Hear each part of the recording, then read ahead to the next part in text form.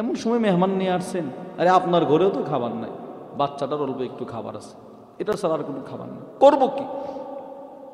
যদি এই খাবারটাও মেহমানকে খাওয়ায় দেন, বাচ্চাটা সারা রাত কাঁদবে।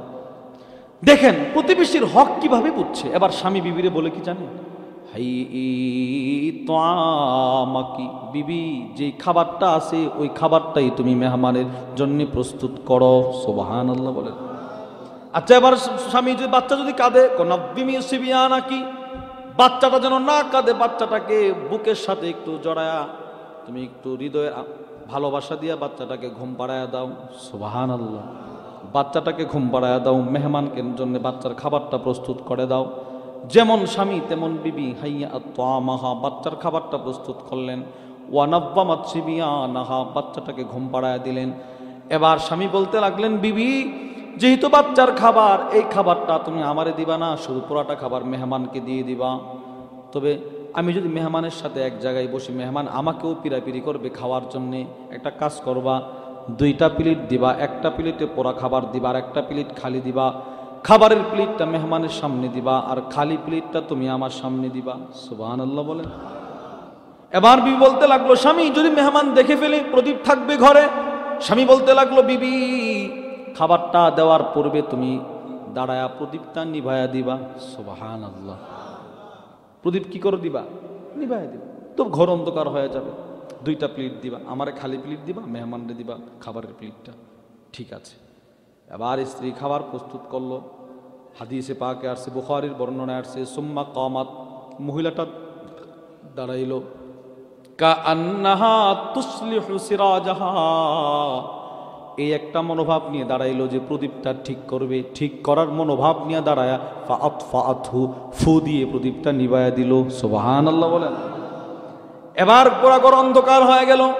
মেহমান একদিকে বসা, মেজবান একদিকে বসা। বিবি উপার থেকে খাবারের দুইটা প্লেট দিয়ে দিল।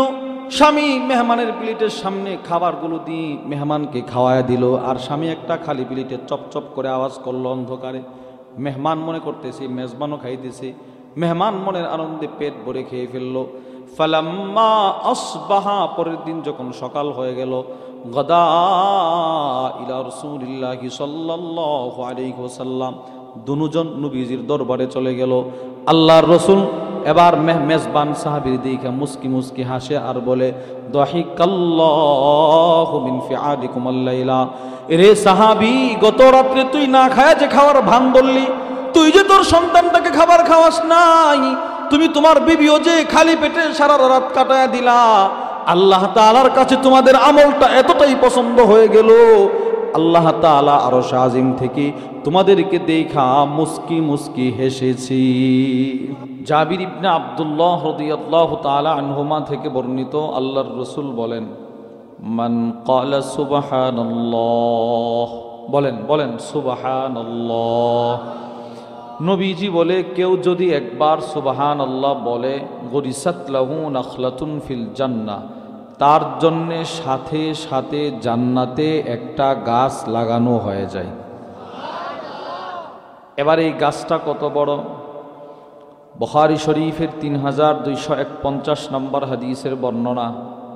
ওয়ান আনাস ইবনে মালিক রাদিয়াল্লাহু তাআলা আনহু قال قال النبي صلى الله عليه وسلم, আল্লাহর নবী বলেন, ইন্না ফিল জান্নাতি লাশজারা, একবার সুবহানাল্লাহর বরকতে আল্লাহ যেই জান্নাতে গাছটা দিবেন, ওই গাছটা কত বড়? নবীজি বলেন, ইয়াসিরুর রাকিবু ফি জিল্লিহা মিআতা আম লা ইয়াকতাউহা, জান্নাতি একটা ঘোড়া দিয়ে জান্নাতের 100 বৎসর হায়াত নিয়ে ওই একটা গাছের চতুর্পাশে যদি দৌড়ানো হয়, 100 বছর শেষ হয়ে যাবে, গাছের ছায়া শেষ হবে না। এবার চিন্তা করেন তো, গাছটা কত বিশাল আকৃতির হবে। আচ্ছা, এত বড় গাছের ফলগুলো কত বড় হবে? সুবহানাল্লাহ বলেন না। ওই গাছের সবচাইতে ছোট ফলটা পৃথিবীর সবচাইতে বড় পাহাড়ের চাইতেও বেশি বড় হবে। বুখারী শরীফের মধ্যে হাদিস আছে, وعن أبي هريرة رضي الله تعالى عنه قال أبو هريرة থেকে বর্ণিত আল্লাহর নবী أن رسول الله صلى الله عليه وسلم كان يوما يحدث নবীজি একদিন সাহাবাদের সামনে বয়ান করতেছিলেন বয়ান সাহাবারা সামনে বসা নবীজি ওয়াজ করতেছেন আল্লাহর রাসূল বলেন ইস্তাদানা রাব্বাহু ফিজ জারঈ এক ব্যক্তি আল্লাহ তাআলার কাছে জান্নাতে গিয়ে কৃষি কাজ করার অনুমতি চাইবে এক ব্যক্তি জান্নাতে গিয়ে আল্লাহকে বলবে আল্লাহ আমি একটু কৃষি কাজ করতে চাই আল্লাহ তাআলা ওই জান্নাতি বান্দাকে বলবে আলাস্তাফি মা শিতা এত এত নিয়ামত তোকে জান্নাতে দিলাম মনটা ভরে না না তুই কৃষি কাজ করতে চাস কি এত নিয়ামত দিলাম এরপরেও তুমি কৃষিকাজ করতে চাও ওই ব্যক্তি বলবে আল্লাহ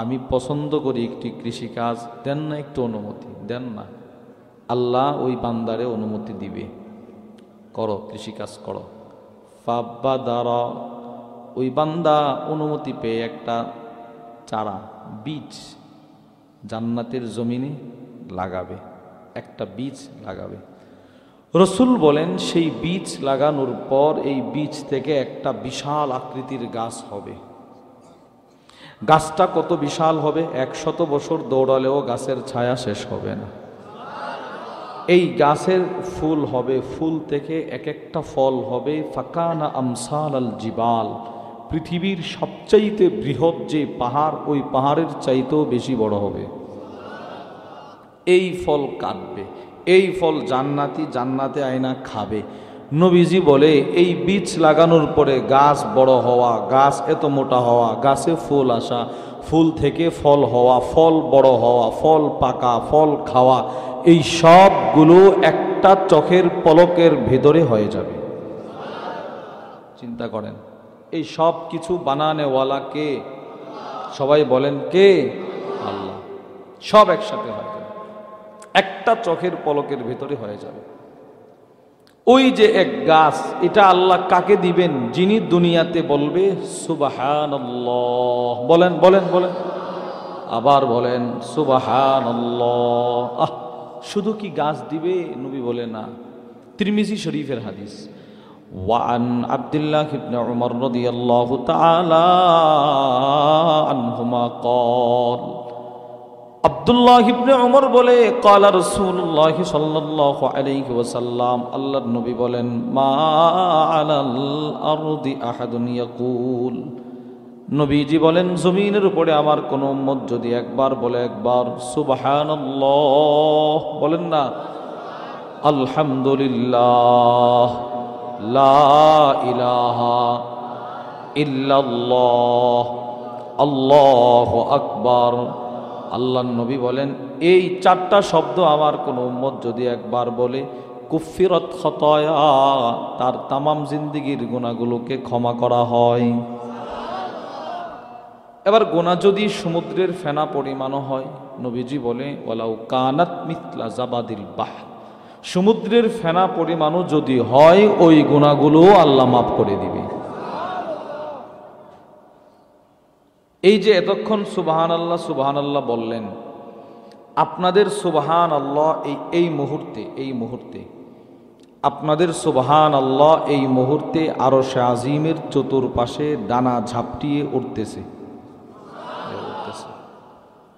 ইবনে মাজার হাদিস وعن النعمان بن بشير رضي الله تعالى عنهما قال হযরত নু'মান ইবনে বাশির থেকে বর্ণিত আল্লাহর নবী বলেন ইন্না মিম্মা তাযকুরুনা মিন জালালিল্লাহি আত-তাসবিহা ওয়াত তাহলিলা ওয়াত তাকবীর আল্লাহর রাসূল বলেন আমার কোন উম্মত যদি একবার বলে সুবহানাল্লাহ একবার যদি বলে আলহামদুলিল্লাহ একবার যদি বলে লা ইলাহা ইল্লাল্লাহ একবার যদি বলে আল্লাহু আকবার আল্লাহর নবী বলেন এই শব্দটা বলার সাথে সাথে ইয়ান আতিফনা হাউলাল আরশ আরশের চতুর্পাশে গিয়ে তার সুবহানাল্লাহ উঠতে থাকে ওরে ওরে ওরে শুধু কি উড়ে নবীজি বলে না লাহুন্না দাবিগুন কাদাবিগিন নাহ মধু পোকা, মৌমাছি যেমন গুনগুন করে শব্দ করে, এই সুবহানাল্লাহ এই মুহূর্তে গুনগুন করে আপনার প্রশংসা আল্লাহর কাছে করতেছে, আল্লাহর কাছে। এই সব হলো ব্যক্তিগত ইবাদত। আপনি বলেছেন এখানে সুবহানাল্লাহ, বাস আপনার প্রশংসা করবে সুবহানাল্লাহ। বিষয়টা এরকম নয় যে আমি আসছি, আমার বন্ধু আসে নাই, ও মাহফিলের ওই দিকে ঘুরতেছে, যে তার পক্ষ থেকেও যে গাছ লাগানো হবে, না, বিষয়টা এরকম না। যিনি করবেন তার জন্য, এইটাকে বলে ব্যক্তিগত ইবাদত। নামাজ যে পড়বে সে মুক্তি পাবে, বিষয়টা এরকম নয় যে আমি পড়বো আমার ছেলেটা মুক্তি পেয়ে যাবে, না, এটা ব্যক্তিগত ইবাদত। 2, পারিবারিক ইবাদত। পারিবারিক ইবাদত কি? আমাদের সওয়াব, কিছু কিছু সওয়াব এমন আছে যেগুলো পরিবারের সাথে সম্পৃক্ত। বুখারী শরীফের 50 নম্বর হাদিসের বর্ণনায় আসছে, আল্লাহর রাসূল বলেন, ইদা আনফাকার রাজুলু আলা আহলি, মানুষ তার পরিবারের জন্য যত টাকা খরচ করে, বাজার সাজার, ছেলে মেয়ের জামা কাপড়, ছেলে যদি মাদ্রাসায় পড়ে বেতন, এই বাবদ যত টাকা খরচ করে, নবীজি বলে প্রত্যেকটা টাকা সাদাকার সওয়াব, সব সাদাকার সওয়াব। আরো আশ্চর্যের হাদিস আল্লাহর রাসূল বর্ণনা করলেন, সহিহুল জামের মধ্যে হাদিস আছে, ক্বালা রাসূলুল্লাহ সাল্লাল্লাহু আলাইহি ওয়াসাল্লাম, আল্লাহর নবী বলেন, মা আতআমতা নাফসাক ফাহুয়া লাকা সাদাকাহ, উম্মত তুমি তোমার জন্য যা খাইলা পুরাটা সাদাকা। সুবহানাল্লাহ। একটা মানুষ তার 60 বছর জিন্দেগিতে নিজের জন্য কত টাকা খরচ করে? নবীজি বলে সবগুলো টাকা মুসলমানদের জন্য সাদাকার সওয়াব। এইটাকে বলে পারিবারিক ইবাদত। 3, সামাজিক ইবাদত। সামাজিক ইবাদত মানে মানুষের সাথে ভালো আচরণ করা, আত্মীয়তার বন্ধন ঠিক রাখা, প্রতিবেশীকে কষ্ট না দেয়া, বাসা নিয়ে থাকতেছেন, পাশের বাসার মানুষকে কষ্ট না দেওয়া, ইনিও আপনারে কষ্ট না দেওয়া, এইটাকে বলে প্রতিবেশী, এটাকে বলে সামাজিক ইবাদত। আল্লাহর রাসূল এই ইবাদতের দিকে খুব বেশি গুরুত্ব দিয়েছেন, সুবহানাল্লাহ বলেন। নবীজি মক্কাতেও গুরুত্ব দিয়েছেন, মদিনাতেও গুরুত্ব দিয়েছেন। মক্কার জিন্দেগিতে প্রতিবেশীর গুরুত্ব ছিল না। আল্লামা আবু আব্দুর রহমান আল ওয়াদিঈ তার বিখ্যাত কিতাব আস-সহিহুল মুসনাদ মিম্মা লাইসা ফিস সহিহাইনের 1651 নম্বর হাদিসের বর্ণনায় নিয়ে আসছে, আল্লাহর রাসূলের পৃথিবীতে আসার পূর্বে মক্কায় মানুষের প্রতিবেশীর হকের উপরে খুব জুলুম চলতো, জুলুম, খুব জুলুম চলতো, জুলুম আর জুলুম। অনুসিউল জিওয়ার, সাহাবারা বলে আমরা প্রতিবেশীরে খুব কষ্ট দিতাম। নবীজি আয়েশা প্রতিবেশীর কষ্ট দূর করছে। নবী বলে না, কোনো প্রতিবেশীরে কষ্ট দেওয়া যাবে না। আপনি শুনলে আশ্চর্য হবেন, আল্লাহর রাসূল যেদিন মক্কা থেকে হিজরত করে মদিনায় ঢুকবেন, নবীজি যেদিন মদিনায় ঢুকছেন, ওই দিন আল্লাহর রাসূল মদিনার প্রধান গেটে দাঁড়ায় একটা বক্তব্য দিয়েছিলেন, যেই বক্তব্যটাও ছিল প্রতিবেশীর হক সম্পর্কে। সুবহানাল্লাহ। ইবনে মাজার 3251 নম্বর হাদিসের বর্ণনা, ওয়ান আব্দুল্লাহ ইবনে সালাম রাদিয়াল্লাহু তাআলা আনহু قال, হযরত আব্দুল্লাহ ইবনে সালাম বলে, আন্না রাসূলুল্লাহ সাল্লাল্লাহু আলাইহি ওয়াসাল্লাম লাম্মা কদিমাল মদিনা, আল্লাহর রাসূল যেদিন মক্কা থেকে হিজরত করে মদিনায় আসলেন, আল্লাহর নবী যেদিন মদিনায় আসলেন, ইনজাফালান নাসু কিবালাহু, আল্লাহর রাসূলকে একটা নজর দেখার জন্য মদিনার মানুষ দৌড়াদৌড়ি শুরু করে দিল। সুবহানাল্লাহ। বুড়া জওয়ান কড়া, বৃদ্ধ বৃদ্ধা, ছোট বাচ্চা, মুরব্বীরা সবাই নবীর একটা নজর দেখার জন্য দৌড়। আল্লাহর রাসূল মদিনায় ঢুকবে 3-4 দিন আগ থেকেই মানুষগুলো মদিনার গেটের সামনে দাঁড়ায় থাকতো। বিশ্ব নবী আসবে, শ্রেষ্ঠ নবী আসবে, আল্লাহর রাসূলের দিদারটা দেখার জন্য সাহাবারা তাদের বাচ্চাদেরকে নিয়ে দাঁড়ায় থাক। প্রথম দিন নবীজি আসলো না, সাহাবাদের ছোট ছোট বাচ্চারা এদের আব্বারে বলে, আব্বা আপনি না বললেন শ্রেষ্ঠ নবী আসবে, কই আসলো না তো? মা বাপ সন্তানকে সান্ত্বনা দিত, বাবা আজকে আসে নাই, আগামীকালকে নবীজি আসবি। সুবহানাল্লাহ। আবার আগামীকালকে আইসা বাচ্চারা দাঁড়ায় থাকতো নবীরে একটা নজর দেখার জন্যে, এও আসলো না। বাচ্চারা বলে আব্বা, বললেন আজকে নবী যে আসবে, কই নবী তো আসলো না। মা বাপ বলতো আগামীকালকে আসবে। ইতিহাসের কিতাবের মধ্যে আছে যেদিন আল্লাহর রসুল মক্কা থেকে মদিনায় ঢুকলেন, ওই দিন কোনো মা বাপ তার সন্তানকে এই কথা বলার কোনো প্রয়োজন হয় নাই যে ইনি নবী। আল্লাহর রসুলকে দেখায় সব বাচ্চারা বুঝে ফেলছে তিনি হলেন মুহাম্মদুর রাসূলুল্লাহ। সবাই বুঝে ফেলছে ইনি নবী। সব বাচ্চারা বাবার আঙ্গুল ছেড়ে দৌড় দিয়া নবীরে জড়ায়া ধরতে শুরু করল। সবাই তো পোড়া মদিনার মধ্যে একটা স্লোগান শুরু হয়ে গেল, কদিমা রাসূলুল্লাহ। পোড়া মদিনার মধ্যে একটা স্লোগান, বিশ্ব নবীর আগমন, শ্রেষ্ঠ নবীর আগমন, মদিনায় নবীজির আগমন হয়ে গেল। আশ্চর্যের কথা হচ্ছে আল্লামা আহমদ ইবনে মুহাম্মদ আল কাসতালানী, বুখারীর ব্যাখ্যা গ্রন্থ যিনি লিখেছেন, ইমাম কাসতালানী, তার একটা কিতাব আছে আল মাওয়াহিবুল লাদুনিয়া বিল মিনাহিল মুহাম্মাদিয়া। ওই কিতাবের মধ্যে লেখেন আল্লাহর রসুল যেদিন মদিনায় ঢুকলেন, মদিনার পিচ্ছি পিচ্ছি বাচ্চারা মদিনার রোডে ঘাটে এমন ভাবে নবীজির আগমনের স্লোগান শুরু করে দিলেন। মুরব্বী সাহাবারা যারা, তারা পিচ্ছি পিচ্ছি বাচ্চাদের স্লোগান দেখা রাস্তায় নামার সাহস হারিয়ে ফেলেছে। আরে পুরা মদিনা বাচ্চাদের দখল না, আমরা এদের চিপা চাপা দিয়ে যাইতে পারবো না। ছোট ছোট বাচ্চারা এইভাবে স্লোগান শুরু করছে নবীজির আগমন। একটু চিন্তা করেন তো, মা বাপ নিজের সন্তানকে নবী চিনাইছে। নবী, সুবহানাল্লাহ জোরে বলেন। নিজের সন্তানকে নবী চিনাইছে। আমারও তো সন্তান আছে, কই আমি তো কোনোদিন আমার সন্তানরে নবী চিনাইলাম না। হতে পারে আমি গার্মেন্টস শ্রমিক, হতে পারে আমি একজন দিন মজুর, আমি আলেম, আমি স্কুলের টিচার, কিন্তু নবী তো আমারও। নবী কি বলেন, বলেন না, বলেন বলেন বলেন। নবী কি শুধু উলামাদের? নবী শুধু মাদ্রাসাওয়ালাদের? না সবার?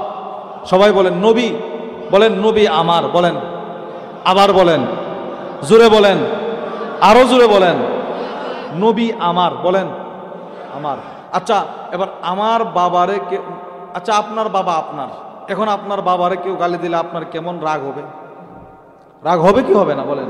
আচ্ছা এবার আপনার নবী তো আপনার, আপনার নবীরে গালি দিলে আপনি রাগ হন না কেন? বোঝা গেল এখনো নবীরে নিজের করতে পারেননি, এখনো করতে পারেন। যদি নবীকে আমার মনে করতেন তো আমার নবীর কোনো দুশ্মন এদেশে থাকতে পারতো না। কারণ আমার নবী তো, আমার নবীরে সে গালি দেওয়ার কে? হ্যাঁ আমি নামাজ নাও পড়তে পারি, অনেক আছে নামাজ পড়ে না, কিন্তু রসুল তো আমার, নামাজ আমার পড়তে হবে। আমার নবীকে নিয়ে কেউ কিছু বললে তখন আমি কোন দল করি এটা আমার দেখার সময় নাই। তখন আমার নবী, আমার নবীর সম্মান আমাকেই রক্ষা করতে হবে। বাচ্চাদেরকে আমরা নবী চিনাই না, ওনারা নবী চিনাইছে। আল্লাহর রসুল যেদিন মক্কা থেকে হিজরত করে মদিনায় আসলেন, ইমাম শামসুদ্দিন যাহাবী রহিমাহুল্লাহ তার বিখ্যাত কিতাব সিয়ারু আ'লামিন নুবালার মধ্যে লেখেন, আনাস ইবনে মালিক বলেন আমার বয়স ছিল মাত্র 8। কত বছর? 8 বছর। আল্লাহর রসুল মক্কা থেকে মদিনায় আসলেন। فأخذت أمي بيدي فانطلقت بي إلى رسول الله صلى الله عليه وسلم। আনাস ইবনে মালিক বলে আমার মা আমার হাতটা ধরল, হাতটা ধুইরা টাইনা টাইনা আমার নবীর দরবারে নিয়ে গেল। গিয়ে বলতে লাগলো ইয়া রাসূলুল্লাহ, ও আল্লাহর নবী, ইন্নাহু লাম ইয়াবকা রাজুলুন ওয়া ইমরাআতুন মিনাল আনসার। ও আল্লাহর নবী, মদিনায় এমন কোনো পুরুষ নাই, মদিনায় এমন কোনো মহিলা নাই যে আপনারে কিছু না কিছু হাদিয়া না দিছে। সবাই আপনারে দেখতে আইসা কিছু হাদিয়া দিতেছে। ও আল্লাহর নবী, আমি একটা হতভাগা মহিলা, আপনাকে হাদিয়া দেওয়ার মতো আমার কিচ্ছু নাই, ইল্লাবনি হাদা, আমার এই 8 বছরের ছেলেটা ছাড়া। আল্লাহর নবী গো, জান জান মানুষ তো অনেকে অনেক কিছু হাদিয়া দিল, আমি আমার 8 বছরের ছেলেটা আপনাকে হাদিয়া দিয়ে দিলাম। তারে দেয়ালে সে থাকবে আপনার কাছে, সে আজ থেকে আপনার কাছে থাকবে। সে আপনাকে চিনুক, আমারে চিনার দরকার নেই, সে আপনারই চিনুক। আনাস ইবনে মালিক বলে 8 থেকে 18 এই 10 বছর আমার মা যে আমার নবীর দরবারে দিয়ে আসছিল, আমি নবীর দরবারেই পড়েছিলাম। চিন্তা করেন, আরো আশ্চর্য হবেন, আল্লাহর রাসূল কখনো কখনো যুদ্ধের ময়দানে যাওয়ার জন্য বের হইতেন, তখন এইরকম ছোট ছোট বাচ্চার আগে নবীরে বলতো, আমি আপনার সাথে যুদ্ধে যাব। এই তুমি যুদ্ধ করতে পারো না, আমি যাব আপনার সাথে। আল্লামা আবুল ফারাজ আব্দুর রহমান ইবনুল জাওজি রাহিমাহুল্লাহ তার বিখ্যাত কিতাবের নাম সিফাতুস সাফওয়া, ওই কিতাবের মধ্যে নিয়ে এসেছে আল্লাহর রাসূল বদর যুদ্ধে বের হবে। সাদ ইবনে আবি ওয়াক্কাস রাদিয়াল্লাহু তাআলা উনি তাকায় দেখে ওনার ছোট্ট একটা ভাই, নাম হচ্ছে উমাইর ইবনে আবি ওয়াক্কাস। আল্লাহর রাসূল কাদেরকে যুদ্ধে নিবে কাদেরকে যুদ্ধে নিবে না, নবীজি পার্থক্য নির্বাচন করতেছেন। যারা অতিশয় বৃদ্ধ, একদম বৃদ্ধ ক্ষীণ, নবীজি বলে আপনি যুদ্ধে যাওয়ার দরকার নাই, বাড়িতে থাকেন, আপনি যাওয়ার দরকার নাই, আপনি চলেন, তোমরা চলো। এই নবীজি সিলেক্ট করতেছেন কাদেরকে নিবে। হযরত সাদ ইবনে আবি ওয়াক্কাস বলে, আমি তাকায় দেখি আমার ছোট্ট একটা ভাই, এতটুক বয়স, হেরে তাকায় দেখি মুরব্বী সাহাবাদের পিছনে পিছনে লুকিয়ে লুকিয়ে যুদ্ধের সৈন্যদের দলের ভিতরে ঢুকে যাইতেছে। ফাআখাযতু বিয়াদিহি, আমি তার হাতটা থাপা দিয়ে ধরলাম, ধরে বলতে লাগলাম, ফাকুলতু লাহু মা লাকা ইয়া আখি, এই তুই এখানে কি করস? যা বাড়িতে যা বেটা, তুই ছোট না, তুই এখানে মুরব্বীদের সাথে কি করস? ছোট ভাইটা জবাব দিল, ভাই তুমি যেই কারণে এখানে আসছো আমিও সেই কারণে আসছি, তুমি যুদ্ধে যাওয়ার জন্য আসছো, আমিও কিন্তু যুদ্ধে যাওয়ার জন্য আসছি। ছোট্ট বাচ্চার মুখের এই জবাব। সাদ ইবনে আবি ওয়াক্কাস বলে, না না না, তোমাকে যুদ্ধে নেওয়া যাবে না, তুমি ছোট মানুষ। উমাইর ইবনে আবি ওয়াক্কাস ছোট্ট বাচ্চাটা বলে, ভাই কেন নিবা না? আল্লাহর রাসূল বদর যুদ্ধে গিয়ে শহীদ হয়ে যাবে আর আমরা মদিনায় বসে থাকবো, এটা হতে পারে না। আমিও নবীর সাথে যুদ্ধে যাব। আল্লাহর রাসূল বদর যুদ্ধে যদি শহীদ হয়ে যায়, আমরা মদিনায় কার জন্য বেঁচে থাকব? কার পিছনে আমরা ফজর এশারের নামাজ পড়ব? না, আমিও নবীর সাথে যুদ্ধে যাব। হযরত সাদ ইবনে আবি ওয়াক্কাস বলেন, তোমার আবেগ দিয়ে তোমাকে যুদ্ধে নেওয়া যাবে না। ফাউরিদা আলা রাসূলিল্লাহি সাল্লাল্লাহু আলাইহি ওয়াসাল্লাম, অতঃপর আল্লাহর নবীর সামনে এই ছোট্ট বাচ্চাটাকে উপস্থাপন করা হলো। ওগো আল্লাহর নবী, এ যুদ্ধে যেতে চায়, আমার ছোট ভাই, বয়স কম। আল্লাহর রাসূল তারে দেখাই বলতে লাগলেন, না না, তোমার মতো ছোট বাচ্চাকে যুদ্ধে নেওয়া যাবে না, না আমি যুদ্ধে যাব। কান্না শুরু করে দিল। আল্লাহর রাসূল বলেন, তীর চালাইতে পারবা না? তীর চালাইতে পারবা না? বললাম না। খঞ্জর না। ঢাল তরবারি ব্যবহার করতে পারবা না? তরবারি তো আমার সমান। আল্লাহর রাসূল বলে, তাহলে তোমাকে যুদ্ধে নেওয়া যাবে না। কিতাবের মধ্যে এসেছে, ফাবাকা উমাইর ইবনে আবি ওয়াক্কাস, উমাইর ইবনে আবি ওয়াক্কাস মাটিতে পড়ে গলা কাটা মুরগির মতো হাউমাউ করে কান্না শুরু করে দিল, না আমি যাব, আমাকে নেই। আল্লাহর রাসূল বলল, তুমি তো কিছুই চালাইতে পারবে না, তোমাকে নিয়ে কি করব? গালেবান উমাইরের বক্তব্যটা এমন ছিল, আল্লাহর নবী আমি জানি আমি তীর চালাইতে পারবো না, তরবারি চালাইতে পারবো না, কিন্তু আপনার দিকে যদি কোনো কাফের তীর মারে, আপনি শুধু আমার একটু আলগি দিয়ে একটু উপরে উঠায়া তুলবেন, আমি আপনার বুকের সামনে আমার বুকটা পেতে কাফেরের তীরটা আমার বুকে নিয়ে শহীদ হয়ে যাব। আমি ছোট্ট বাচ্চাটা জীবিত থাকতেও যেন আপনার শরীরে কোনো তীর না লাগে, আমি আপনার জন্য শহীদ হব, তারপরেও আপনাকে কষ্ট অনুভব করতে দিব না। আমার প্রতিবেশী, এটা দ্বিতীয় প্রশ্ন, দ্বিতীয় পয়েন্ট, প্রতিবেশীর সীমানা কতটুক, এই বিষয়ে চারটা বক্তব্য বলবো। এক নাম্বার, ইমাম বুখারী রাহিমাহুল্লাহ তার বিখ্যাত কিতাব আল আদাবুল মুফরাদের 108 নম্বর আসরের মধ্যে বলেন, হাসান রাদিয়াল্লাহু তাআলা আনহুকে প্রশ্ন করা হলো, প্রতিবেশীর সীমানা কতটুক? তিনি বললেন, 40 দারা, 40টা ঘর। সামনে থেকে, আমার ঘরের সামনে থেকে 40 ঘর, আমার ঘরের ডান দিক থেকে 40টা ঘর, আমার ঘরের পেছন থেকে 40টা ঘর, আমার ঘরের বাম দিক থেকে 40টা ঘর। সুবহানাল্লাহ বলে। তাহলে সব দিক থেকে কয়টা কয়টা? এরা আমার কি? প্রতিবেশী। এটা এক নম্বর বক্তব্য।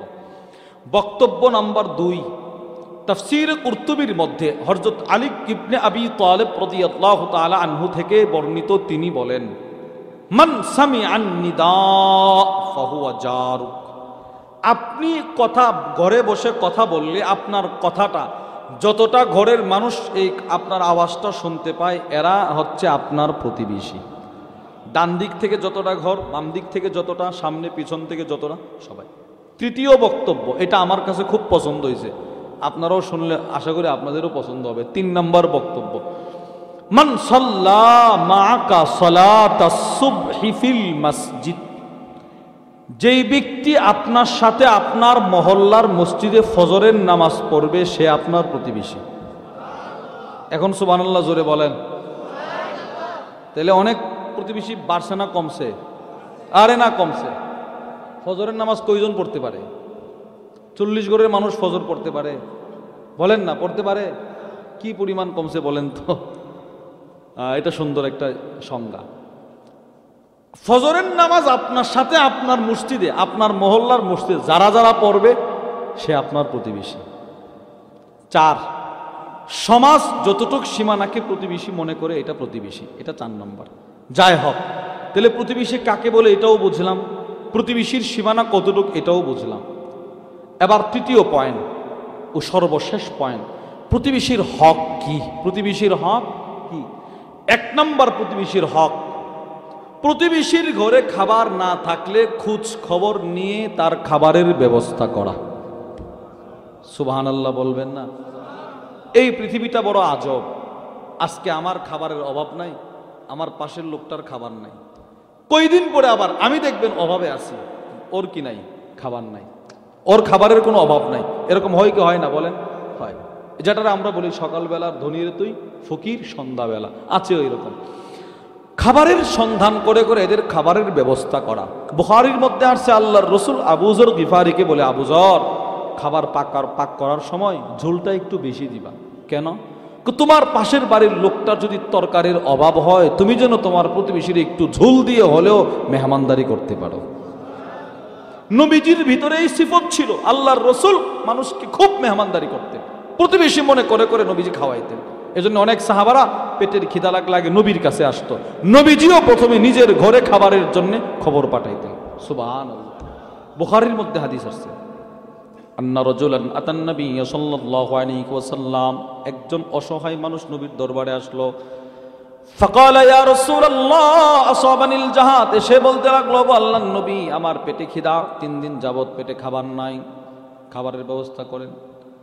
আল্লাহর রাসূল ফাবাআসা ইলা নিসাই, নবীজি একজন সাহাবীকে পাঠিয়ে দিলেন, যাও আমার ঘরে যাও, আমার কোন বিবির ঘরে কি খাবার আছে একটু নিয়ে আসো। সুবহানাল্লাহ বলেন না?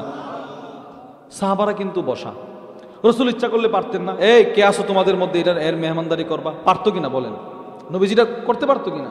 নবীজি এগুলো করে নাই। নবীজি প্রথমে একজন সাহাবীরে পাঠাইছে নবীর ঘরে, আমার সব বিবির ঘরে তালাশ করবা কোন বিবির ঘরে খাবার আছে, এরে আজকে আমি খাবার খাওয়াবো। উনি গেলেন, সব বিবিদের ঘরে গিয়ে বলতে লাগলো, খাবার আছে? বিবিরা জবাব দিল, মা মানা ইল্লাল মা। সমস্ত বিবিদের পক্ষ থেকে একটাই জবাব, না না, নবীজির ঘরে কোনো খাবার নাই পানি ছাড়া, চাটার খাবার ছাড়া আর কোনো খাবার নাই। এমন সময় মেহমান নিয়ে আসছেন, আরে আপনার ঘরেও তো খাবার নাই, বাচ্চাটার অল্প একটু খাবার আছে, এটা ছাড়া আর কোনো খাবার নেই, করবো কি? যদি এই খাবারটাও মেহমানকে খাওয়ায় দেন, বাচ্চাটা সারা রাত কাঁদবে। দেখেন প্রতিবেশীর হক কিভাবে বুঝছে। এবার স্বামী বিবিরে বলে কি জানেন, হাই তামাকি, বিবি যে খাবারটা আছে ওই খাবারটাই তুমি মেহমানের জন্য প্রস্তুত করো। সুবহানাল্লাহ বলেন। আচ্ছা, এবার স্বামী যদি বাচ্চা যদি কাঁদে, নাব্বিমি সিবিয়ানাকি, বাচ্চাটা যেন না কাঁদে, বাচ্চাটাকে বুকের সাথে একটু জড়ায়া তুমি একটু হৃদয়ে ভালোবাসা দিয়া বাচ্চাটাকে ঘুম পাড়ায়া দাও। সুবহানাল্লাহ। বাচ্চাটাকে ঘুম পাড়ায়া দাও, মেহমানকে জন্য বাচ্চার খাবারটা প্রস্তুত করে দাও। যেমন স্বামী তেমন বিবি, হাইয়া তামাহা, বাচ্চার খাবারটা প্রস্তুত করলেন। ওয়ানাব্বামাত সিবিয়ানাহা, বাচ্চাটাকে ঘুম পাড়ায়া দিলেন। এবার স্বামী বলতে লাগলেন, বিবি যেহেতু বাচ্চার খাবার, এই খাবারটা তুমি আমারে দিবা না, শুধু পুরাটা খাবার মেহমানকে দিয়ে দিবা। তবে আমি যদি মেহমানের সাথে এক জায়গায় বসি, মেহমান আমাকেও পিরাপিরি করবে খাওয়ার জন্যে, একটা কাজ করবা, 2টা প্লেট দিবা, একটা প্লেটে পোড়া খাবার দিবা আর একটা প্লেট খালি দিবা। খাবারের প্লেটটা মেহমানের সামনে দিবা আর খালি প্লেটটা তুমি আমার সামনে দিবা। সুবহানাল্লাহ বলেন। এবার বিবি বলতে লাগলো, স্বামী যদি মেহমান দেখে ফেলে প্রদীপ থাকবে ঘরে। স্বামী বলতে লাগলো, বিবি খাবারটা দেওয়ার পূর্বে তুমি দাঁড়ায়া প্রদীপটা নিভায়া দিবা। সুবহানাল্লাহ। প্রদীপ কি করে দিবা? নিভায়া দিবা, তো ঘর অন্ধকার হয়ে যাবে। 2টা প্লেট দিবা, আমারে খালি প্লেট দিবা, মেহমানরে দিবা খাবারের প্লেটটা। ঠিক আছে। এবার স্ত্রী খাবার প্রস্তুত করলো। হাদিসে পাকে আসছে, বুখারীর বর্ণনায় আসছে, সুম্মা কামাত, মহিলাটা দাঁড়াইলো, কাআন্নাহা তুসলিহু সিরাজাহা, এই একটা মনোভাব নিয়ে দাঁড়াইলো যে প্রদীপটা ঠিক করবে। ঠিক করার মনোভাব নিয়ে দাঁড়ায়া ফাআতহু, ফু দিয়ে প্রদীপটা নিভায়া দিল। সুবহানাল্লাহ বলেন। এবার পুরা ঘর অন্ধকার হয়ে গেল। মেহমান একদিকে বসা, মেজবান একদিকে বসা। বিবি উপার থেকে খাবারের 2টা প্লেট দিয়ে দিল। স্বামী মেহমানের প্লেটের সামনে খাবারগুলো দিয়ে মেহমানকে খাওয়ায় দিল। আর স্বামী একটা খালি প্লেটে চপচপ করে আওয়াজ করলো অন্ধকারে। মেহমান মনে করতেছে মেজবানও খাইতেছে। মেহমান মনের আনন্দে পেট ভরে খেয়ে ফেললো। ফালাম্মা আসবাহা, পরের দিন যখন সকাল হয়ে গেল, গদা ইলা রাসূলিল্লাহি সাল্লাল্লাহু আলাইহি ওয়াসাল্লাম, দুজন নবীজির দরবারে চলে গেল। আল্লাহর রাসূল এবার মেজবান সাহাবীর দিকে মুস্কি মুস্কি হাসে আর বলে, দাহিকাল্লাহু মিন ফিআলিকুম আল-লাইলা, রে সাহাবী, গত রাতে তুই না খায়া যে খাওয়ার ভান ধরলি, তুই যে তোর সন্তানটাকে খাবার খাওয়াস নাই, তুমি তোমার বিবিও যে খালি পেটে সারা রাত কাটায়া দিলা, আল্লাহ তাআলার কাছে তোমাদের আমলটা এতটাই পছন্দ হয়ে গেল, আল্লাহ তাআলা আরশ আজিম থেকে তোমাদেরকে দেখা মুস্কি মুস্কি হেসেছি। আল্লাহ মুস্কি মুস্কি হাসছে। আরে কাজটা করলো কি তারা? এভাবেই বুঝি প্রতিবেশীরা হক আদায় করে নিজে না খায়া কামটা করলো কি? জিবরিল, যা আমার দোস্তের এই সাহাবীর শানে তুই একটা আয়াত নিয়ে জমিনে চলে যা। ওয়ুতিরুনা আলা আনফুসিহিম ওয়ালাউ কানা বিহিম খাসাসা, আল্লাহ বলে এরা এমন মানুষ নিজেরা কষ্ট করে কিন্তু অন্যকে কষ্ট করতে দেয় না। সুবহানাল্লাহ বলেন না। অন্যরে কষ্ট করতে দেয় না। প্রতিবেশীর হক, খাবার খাওয়া। রাসূলুল্লাহ সাল্লাল্লাহু আলাইহি সাল্লামের মাদ্রাসা ছিল, মাদ্রাসাতুস সুফফা, যেমন আপনাদের মাদ্রাসা তাহসিনুল কোরআন, ওই রকম মাদ্রাসা নবীরও ছিল। ওই মাদ্রাসায় যারা পড়তো অধিকাংশই ছিল অসহায়। কানা ফুকারাউল মুহাজিরিন ইয়াবুনা ইলাই, নিঃস্ব সাহাবারা ওই মাদ্রাসায় পড়ে থাকতো। খাবারের কোনো ব্যবস্থা ছিল না। নবীজি একদিন ভাষণ দিলেন, মান কানা ইনদাহু তুআমুস নাইন কিরাত দাইফ। আল্লামা আবু বকর ইবনে আবি দুনিয়ার বিখ্যাত কিতাবের মধ্যে আছে সহিহ সনদে, তিনি বলেন, নবীজি একদিন বললেন, তোমাদের যাদের ঘরে 2 জনের খাবার আছে, তোমরা একজন, তৃতীয় একজন আমার মাদ্রাসা থেকে অসহায়কে লুজিং হিসাবে নিয়ে যাইবা। তোমাদের যাদের ঘরে 3 জনের খাবার আছে, চতুর্থ একজন আমার মাদ্রাসা থেকে নিয়ে খাবার খাওয়াইবা। যাদের ঘরে 5 জন, ষষ্ঠ একজন নিয়ে যাইবা। সন্ধ্যা যখন হয়ে গেল, ইনতালাকার রজুল বির রজুল, একজন আয়েশা বলে, একজন আমার সাথে চলে আসেন, মানে একজন এলাকার লোক আয়েশা বলে, একজন চলে আসেন, আপনারা আমি লুজিং রাখবো। কেউ আয়েশা বলে 2 জন চলে আসেন আমার ঘরে, কেউ আয়েশা বলে 5 জন। আর ওয়া আম্মা সাদ ইবনে উবাদা ফাইন্নাহু কানা ইয়ানতালিকু বিসামানিনা কুল্লা লাইলা, হযরত সাদ ইবনে উবাদা আয়েশা প্রতি রাত্রে মাদ্রাসাতুস সুফফা থেকে 80 জন সাহাবীকে মেহমানদারি করাইতেন। 80 জন সাহাবীকে, 80 জন প্রতি রাত্রে, একদিন না, প্রত্যেক রাত্রে 80 জনকে মেহমানদারি করাইতেন। আর সকাল হলে নিজেই নিজের ঘরের ছাদে ওইটা একটা ভাষণ দিতেন, মান আহাব্বা শাহমান ওয়া লাহমা ফালইয়াতি সাদ ইবনে উবাদা। এই তোমাদের যারা আমার প্রতিবেশী আছো, যারা সপ্তাহের পর সপ্তাহ কোনো খাবার খাইতে পারো না, ভালো খাবার খাইতে পারো না, গোশত ভাগ্যে জোটে না, তোমার জন্য আমি সাদের দরজা 24 ঘন্টা খোলা, আসো আমার ঘরে এসে খায়। কি ভাই, প্রতিবেশীর হক এরা আদায় করছে। তাহলে 1 নাম্বার, আমার পাশের লোকটা যদি অনাহারে থাকে তার খোঁজ খবর নিব তো ইনশাআল্লাহ। আচ্ছা, সবাই যদি সবার প্রতিবেশীর খবর নেই, সমাজটা কত সুন্দর হবে বলেন তো? আর সুন্দর হবে কিনা বলেন? আর যদি মনে করে না আমি আগে খায়া বাচ্চা চলে, হে মরলে মরক, আমি আগে দুর্নীতি করে টাকা জমা করি, এরা মরলে মরক, আমার শ্রমিকরা মরলে মরক, আমি শ্রমিকদেরকে কাজ করা টাকাগুলো মেরে দিই, তো তার অবস্থাটা কেমন হবে বলেন? কেমন হবে? রাসূল বলে শ্রমিকের ঘাম ঝরার আগে আগে টাকা দিয়ে দাও। শ্রমিকের ঘাম ঝরার আগে কি দিয়ে দাও বলেন? টাকা। সেই জায়গায় যদি কোনো শ্রমিকের টাকা আমি মেরে দিই, আল্লাহর কসম আমার কবর বড় কঠিন হবে, আমার হাসর বড় কঠিন হবে। বান্দার হক যতক্ষণ পর্যন্ত আমি আদায় না করব, ততক্ষণ পর্যন্ত আল্লাহও আমাকে মাফ করবে না। আপনার ঘরে যে একজন দারোয়ান, যে আপনার সিকিউরিটি ম্যান, সেও কিন্তু হাসরের ময়দানে আপনার বিরুদ্ধে আল্লাহর কাছে বিচার দিবে। এমন না যে আল্লাহ বলবে দে তুমি দারোয়ান, দে তোর কি বিচার, যা সর না। খুব গুরুত্ব সহকারে আল্লাহ প্রত্যেকের বিচার নেবেন, মামলা নেবেন। মুসলিম শরীফের হাদিস 2581 নম্বর হাদিসের বর্ণনা। আল্লাহর রসুল বলে, আতাদরুনা মাল মুফলিস, তোমরা কি জানো অসহায়কে? আচ্ছা, আপনারাও কি জানেন অসহায়কে? নিশ্চিত আপনারা বলবেন জি হুজুর জানি তো। সাহাবারা বলল জি জানি। নবী বলল কে? কাল মুফলিসু ফিনা মাল্লা দিরহাম লাহু ওয়ালা মাতা। ওগো আল্লাহর নবী, আমরা তো অসহায় বলতে বুঝি যার টাকা পয়সা নাই সে, যার ঘর বাড়ি নেই সে, যে কোনো অফিসের বস না সে অসহায়। নবী বলেন না, ইন্নাল মুফলিসা মিন উম্মতি ইয়াতি ইয়াউমাল কিয়ামাতি বিসালাতিন ওয়া সিয়ামিন ওয়া যাকাত। আমার উম্মতের সবচেয়ে বড় অসহায় হচ্ছে ওই লোকটা যে অনেক নামাজের সওয়াব নিয়ে দাঁড়াবে, অনেক যাকাতের সওয়াব নিয়ে দাঁড়াবে, অনেক রোজার সওয়াব নিয়ে দাঁড়াবে, কিন্তু সে যেই মাত্র জান্নাতে ঢোকার পারমিশনটা পেয়ে যাবে ঠিক সে সময় হাজার হাজার মানুষ এসে তার বিরুদ্ধে আল্লাহর কাছে মামলা দিবে। আল্লাহ এ তো দুনিয়াতে আমাদের টাকা মারছে, আল্লাহ এ দুনিয়াতে আমাদেরকে গালমন্দ করছে, আল্লাহ সে দুনিয়াতে ক্ষমতার জোরে আমাদের উপরে জুলুম করছে, দুনিয়াতে বিচার পায় নাই, কেউ চিনত না, কোর্ট কাছারিতে কত ঘুরছি, চিনে নাই, পাত্তা দেয় নাই, আপনার উপরে বিচারটা ছেড়ে দিয়েছিলাম, আজকে বিচারটা করেন। এবার নবীজি বলে, আল্লাহ ওই নামাজিরা দাঁড়া দাঁড়া দাঁড়া, বিচার আজকে একটাই হবে।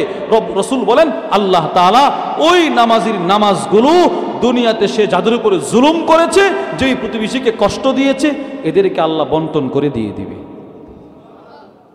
তার নামাজ আস্তে আস্তে এবার নামাজ এখন শেষ, কিন্তু মানুষ আরো অনেকে দাঁড়ায় আছে যাদেরকে সে জুলুম করেছিল। এবার নবীজি বলে ওই লোকদের গুনাহগুলো আল্লাহ তার কাঁধে দিয়ে দিবে, মানুষের গুনাহ নিয়ে জাহান্নামে চলে যাবে।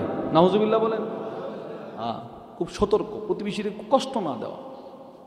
1 নাম্বার, প্রতিবেশীর খাবার দাবারের ব্যবস্থা করে দেওয়া। 2 নাম্বার, কোনো প্রতিবেশী যদি অসুস্থ হয়, কোনো কলিগ, কোনো ফ্রেন্ড অসুস্থ হয়ে গেল, আপনি একসাথে চাকরি করেন, একসাথে কাজ করেন, কেউ অসুস্থ হয়ে গেল, তারে দেখতে যাওয়া। বলেন তারে কি করা? দেখতে যাওয়া।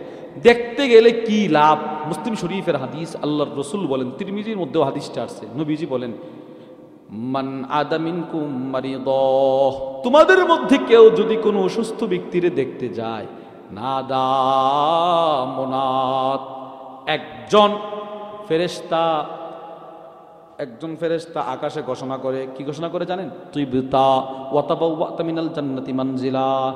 খেয়াল করে কথাটা শুনেন। ফেরেশতা বলে, যিনি রুগী দেখতে গেছে প্রতিবেশীরে, ফেরেশতা বলে, মিয়া তুমি তো রুগী দেখতে আসো নাই, তুমি তো আয়েশা জান্নাতে একটা ঘর বানায় ফেলছো। আচ্ছা, একসাথে থাকি, 2টা কাইক দিলে আরেকজন রুগীরে দেখা যায়, এবার এই 2 কাইক দিলে জান্নাতে ঘর, কিন্তু আমি যাই না। না, দেখতে যাওয়া। হ্যাঁ, যাওয়ার সময় কিছু ফল নিয়ে যাওয়া। আমি তো 100, 200, 500 টাকার ফল নিয়ে গেলাম, এর বিনিময়ে জান্নাতের রব আমারে ঘর বানায় দিল। 1 নাম্বার। 2, তিরমিজি শরীফের হাদিস, হযরত সুয়াইর নামে একজন তাবী, তিনি বলেন, আখাযা আলী ইবনে বিয়াদি, আলী ইবনে আবি তালেব আমার হাত ধরলেন একদিন। এক ব্যক্তি বলে, আলী আমার হাত ধরছে। ফাকাল, আর বলতে লাগলো, ইনতালিক বিনা ইলাল হাসান, এই সুয়াইর চলো, আমার ছেলে হাসান অসুস্থ, নাউদু, এর একটু দেখে আসো। হযরত সুয়াইর বললেন, আমি আলীর সাথে গেলাম। ফাওয়াজাদনা ইনদাহু আবা মুসা আল আশআরিয়া, গিয়ে দেখি ওই হাসানের মাথার কাছে আরেকজন সাহাবী বসা, নাম আবু মুসা আশআরি। আলী রাদিয়াল্লাহু তাআলা আনহু ওই সাহাবীকে প্রশ্ন করলেন, আজি ইতা আইদান ইয়া আবা মুসা আমসাইরা, হে আবু মুসা, তুমি যে আমার ছেলের কাছে আসছো, এমনিতেই আসছিলা সাক্ষাৎ করতে, নাকি রুগী দেখার নিয়তে আসছিলা? সুবহানাল্লাহ বলেন। মানে একটা প্রশ্ন করছে, মানে উনি গিয়ে দেখে ওনার ছেলের কাছে আরেকজন সাহাবী বসা, তো ওই সাহাবীর প্রশ্ন করছে, তুমি কি রুগী দেখার নিয়তে আসছিলা না এমনিতে আসছিলা? কোনা আইদা, রুগী দেখার নিয়তে আসছিলাম। এবার আলী বলে, তাহলে একটা সুন্দর হাদিস শোনো নবীজির, সুসংবাদ শোনো। কি সুসংবাদ? সামি'তু রাসূলুল্লাহি সাল্লাল্লাহু আলাইহি ওয়াসাল্লাম ইয়াকুল, আমি আল্লাহর নবীকে হাদিস বলতে শুনছি। আল্লাহর নবী বলেন, মা মিন মুসলিমিন ইয়াউদু মুসলিমা, কোন মুসলমান যখন আরেকজন অসুস্থ মুসলমানকে দেখতে যায়, সকালবেলা যদি সে অসুস্থ মুসলমানকে দেখতে যায়, ওই দিন সকাল থেকে সন্ধ্যা পর্যন্ত 70,000 ফেরেশতা তার জন্য মাগফিরাতের দোয়া করতে থাকে। 70,000 ফেরেশতা দেখবো তো ইনশাআল্লাহ। কি রোগী দেখার আমল করবো তো ইনশাআল্লাহ? হ্যাঁ বলেন ইনশাআল্লাহ। একসাথে চাকরি করেন, হঠাৎ দেখেন একদিন নাই, যদি শুনেন অসুস্থ, বাস একটু দেখে আসবেন। একসাথে নামাজ পড়েন, হঠাৎ দেখেন একদিন মসজিদে নাই, যদি অসুস্থ দেখতে যাব, বলেন ইনশাআল্লাহ। যদি সন্ধ্যাবেলা দেখতে যান, রসুল বলে পরের দিন সকাল পর্যন্ত 70,000 ফেরেশতার মাগফিরাতের দোয়া। তাহলে এই আমলগুলো আমরা করতে পারি না ইনশাআল্লাহ।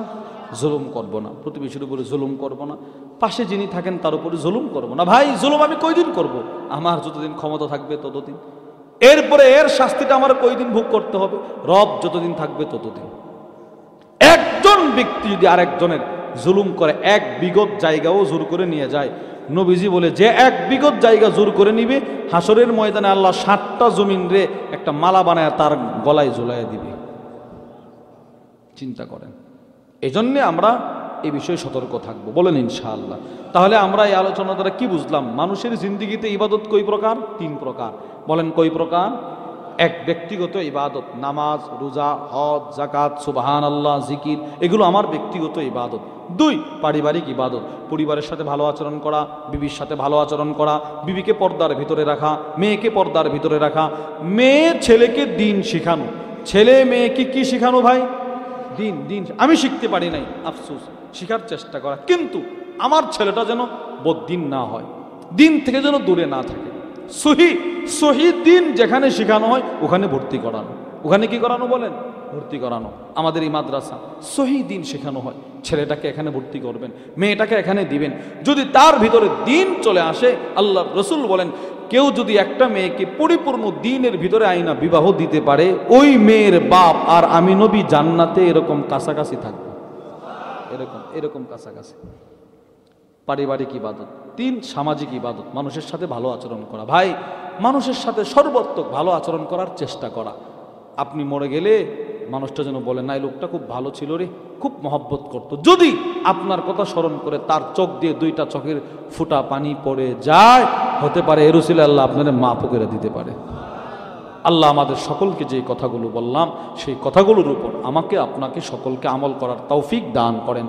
এই মাদ্রাসাটাকে আমাদের সকলের নাজাতের উসিলা বানায় দেন, বলেন আমিন। মাদ্রাসার প্রতিটা ছাত্রকে, সকল শ্রমিক ভাইয়েরা যারা আসছেন এবং যারা স্থানীয় অস্থায়ী যারা আছেন, সকলের জন্য আল্লাহ যেন নাজাতের উসিলা বানায় দেন, আমিন। ওমা আলাইনা ইল্লা।